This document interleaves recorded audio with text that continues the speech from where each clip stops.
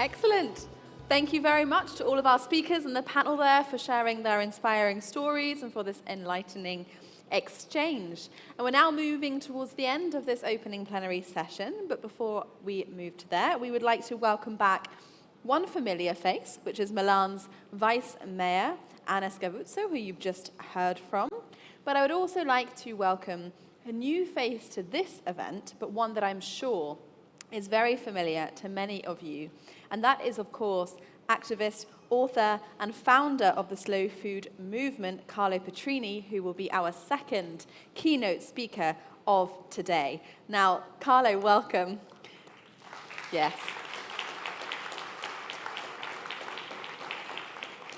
Carlo has been a driving force of the work with the Pact also since day one, contributed to in many ways, not least of which the closing. Would you like to take a seat, Carlo?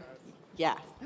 I understand you did the closing ceremony in Rio de Janeiro and left quite the impression. I'm sure it will be the same today. Carlo will speak in Italian, so just to say, if you need a headset, and I pass you the floor, and I'll turn myself off. Thank you.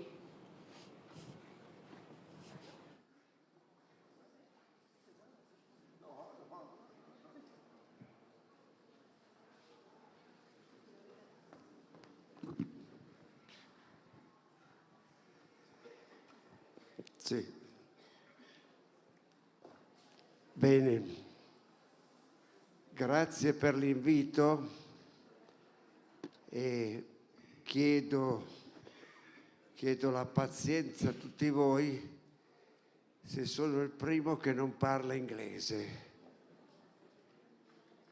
Però dovevo giustificare le spese di traduzione e anche un po' di biodiversità.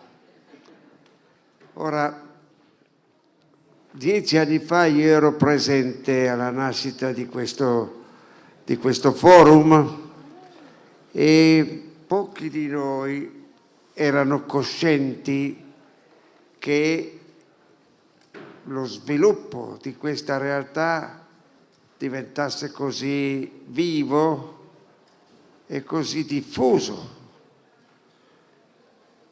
In quegli anni c'era una convinzione che era quella di avere attorno al cibo una presa di coscienza, perché rappresentava una componente importante delle politiche urbane.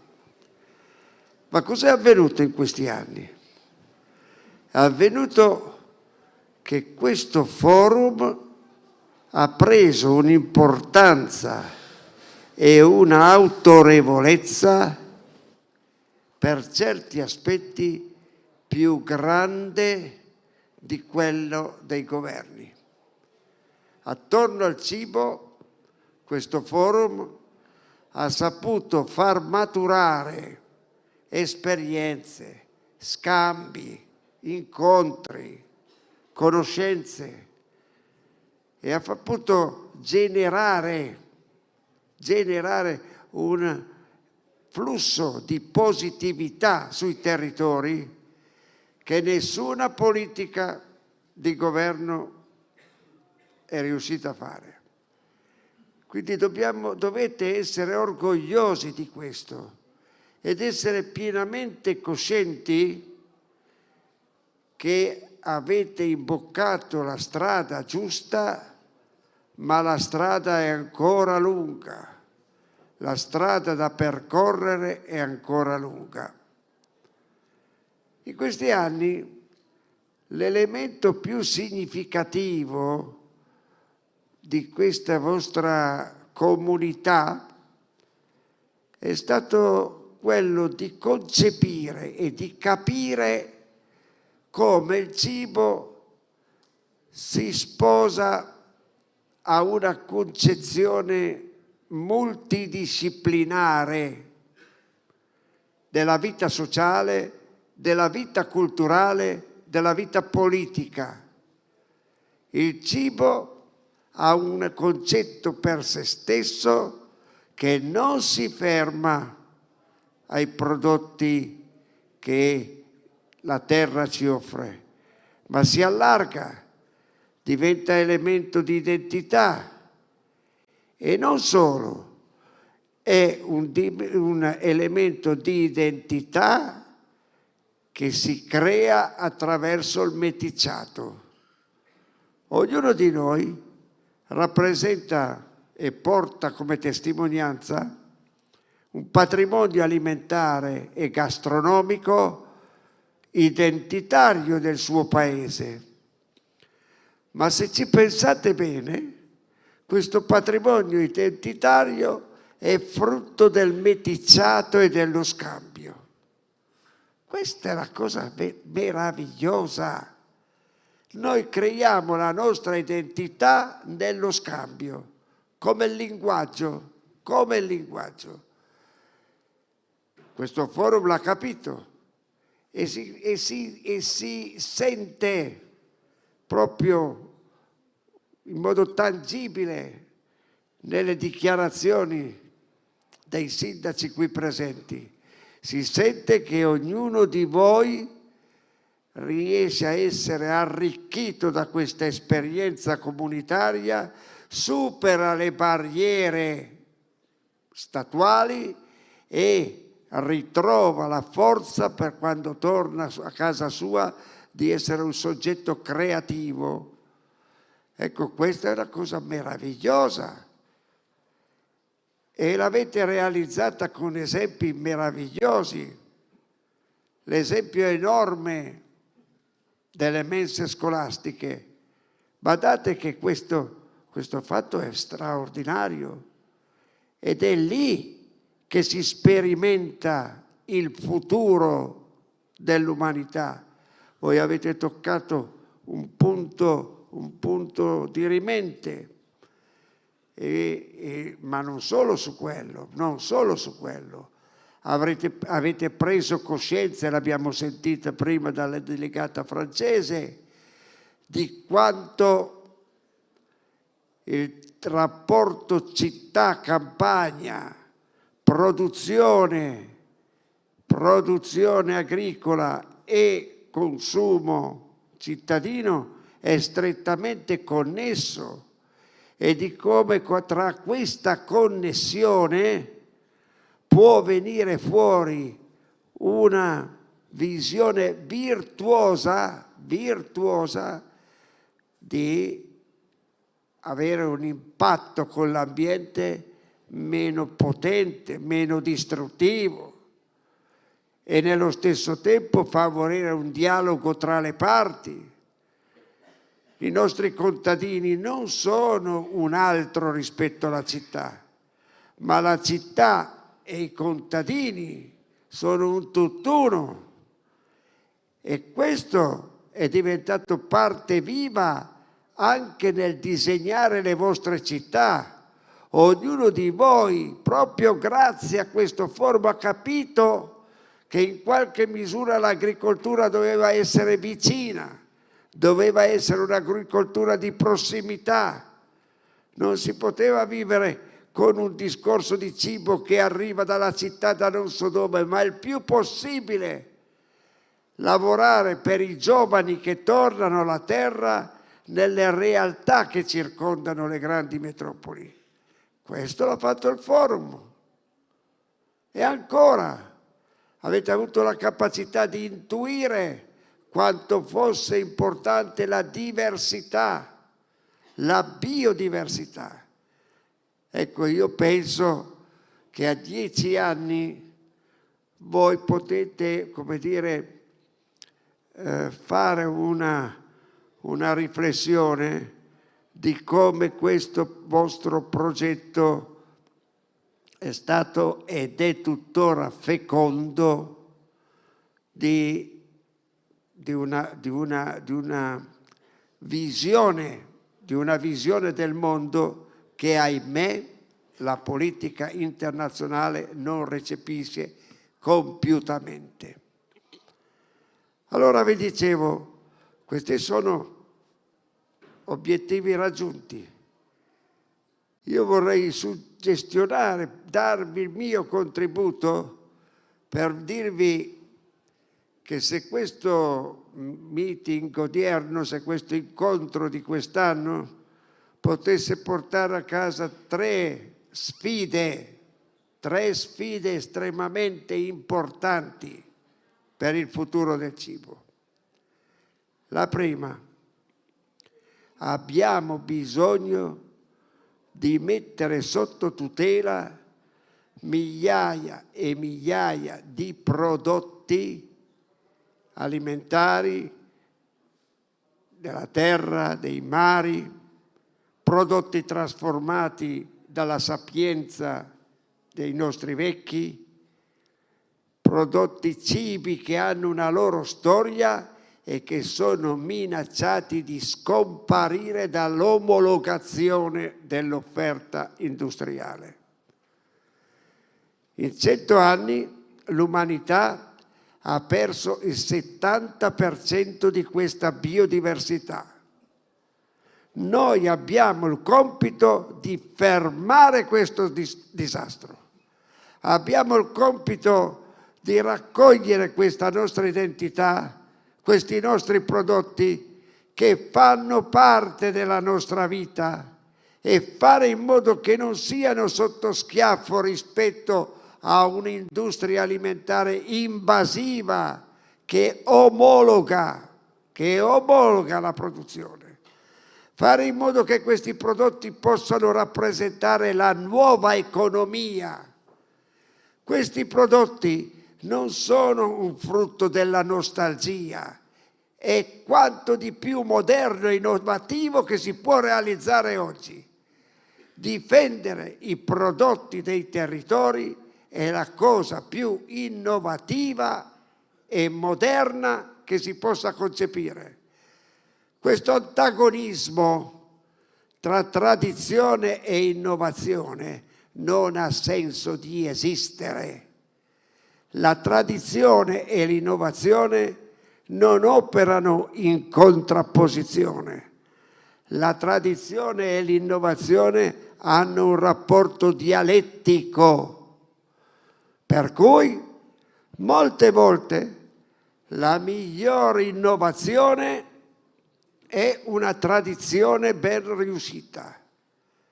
Una tradizione ben riuscita che voi potete sostenere difendendo questi prodotti dei nostri vecchi, questi prodotti che sono i prodotti dei nostri contadini e che sono sotto schiaffo di questa produzione massiva industriale. È un processo di innovazione straordinario. Lì parte la nuova economia. La nuova economia parte di lì. E noi dobbiamo avere coscienza che questo passaggio non sarà indolore, sarà un passaggio difficile. Dobbiamo essere preparati, dobbiamo essere coscienti. Perché? Perché questa realtà per cui noi abbiamo molte delle vostre città convivono con gente che è ben nutrita, con gente che è malnutrita. E allora si crea una situazione di questo tipo. Per la gente malnutrita ci pensa l'industria con persone molto ricche, mentre invece contadini del territorio che guadagnano bene danno il cibo ai ricchi. Praticamente ricchi produttori servono la povera gente, poveri produttori servono i ricchi. No, il diritto al cibo di qualità è un diritto per tutti. Non può esserci che ci sia una qualità più inferiore da parte di chi ha bisogno di mangiare rispetto a chi ha la possibilità di mangiare. Non deve esistere questo. Questa è la grande sfida che avete per le mani. È la sfida, badate bene, è la sfida più difficile. È la sfida più difficile. Assumetela, fatela vostra. Siate coscienti che questo passaggio durerà diverso tempo. E non solo, voi siete chiamati a stemperare le contrapposizioni, ma a salvaguardare il patrimonio genetico di sapere di queste realtà, prima che scompaia, perché quando scomparirà quello che noi abbiamo avuto e ricevuto dai nostri padri, va bene? Quando quel 70% diventerà il 100%, non c'è più ragionamento da fare, non c'è più nessun forum che ci salvi. Primo obiettivo, salvaguardare il patrimonio. Secondo obiettivo, ve lo sintetizzo in una frase. Mai come nei prossimi anni il rapporto tra cibo e salute sarà una delle cose più potenti. In ogni parte del mondo le popolazioni vi chiederanno di avere certezza che quel cibo in qualche misura deve essere anche medicina. Ma questo non lo dico io. 400 anni avanti Cristo lo diceva Ippocrate.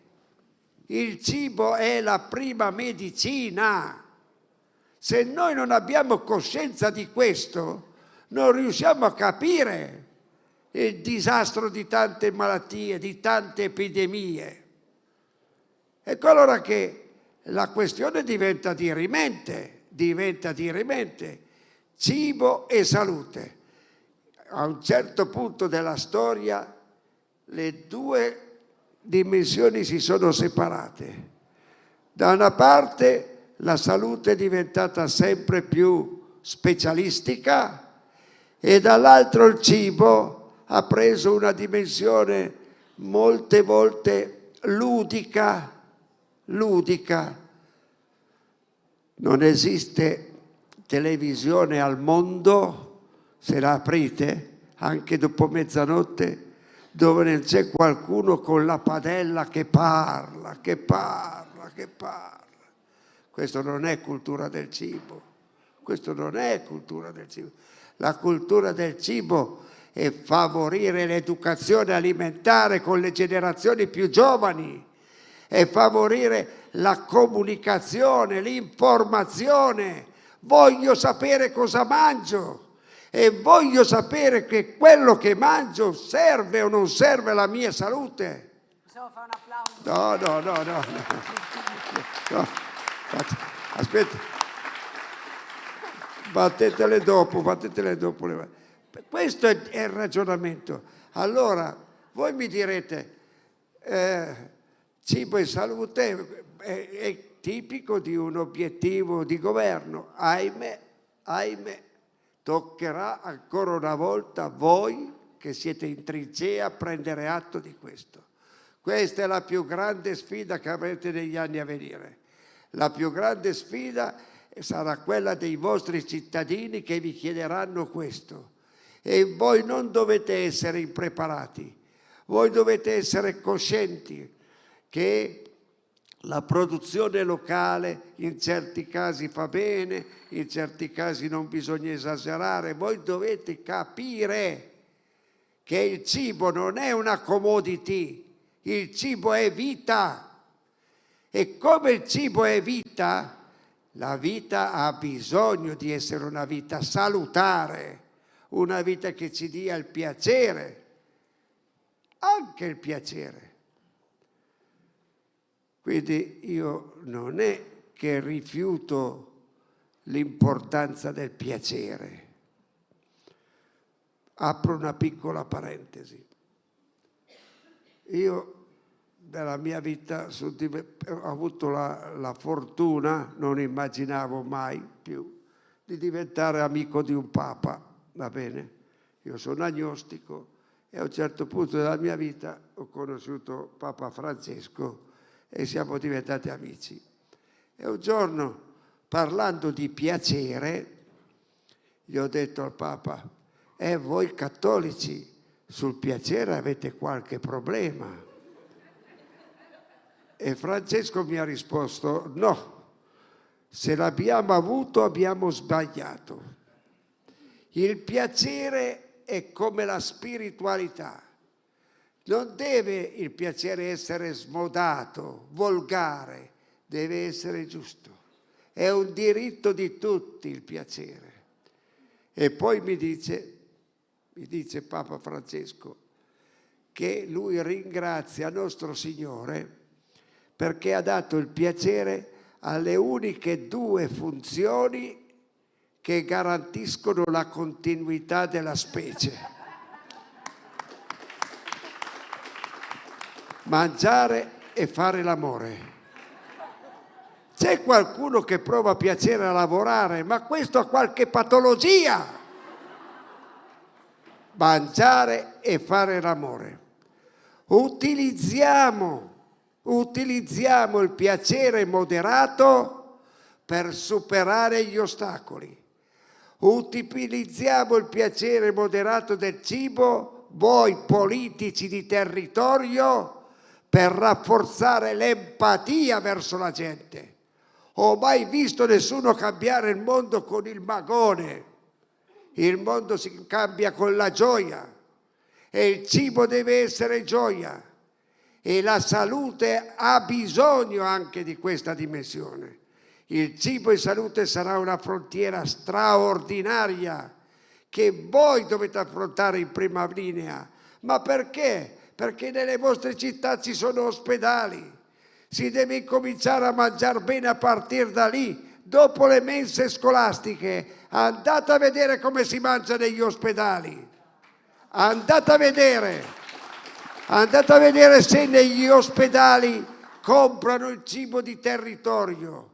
Andate a vedere come le diverse patologie rispondono a diversi tipi di prodotti. E questo è l'elemento forte. Se no siamo in balia di una logica che è strettamente di commodity. No, il cibo non è commodity. Terzo e ultimo elemento, è stato più volte ricordato, ma io voglio metterlo in evidenza ancora con più forza. Il cibo deve essere strumento di pace, deve essere strumento di pace. E voi che nelle vostre metropoli avete visto crescere realtà diverse di cucine, capite quanto è forte la differenza delle diverse comunità e siate coscienti che appena arriva una comunità che si inserisce nella metropoli e porta un tipo di cibo, questa comunità genererà il cambiamento anche della storia del vostro cibo. Quindi è un rapporto di convivialità, di scambio, di pace.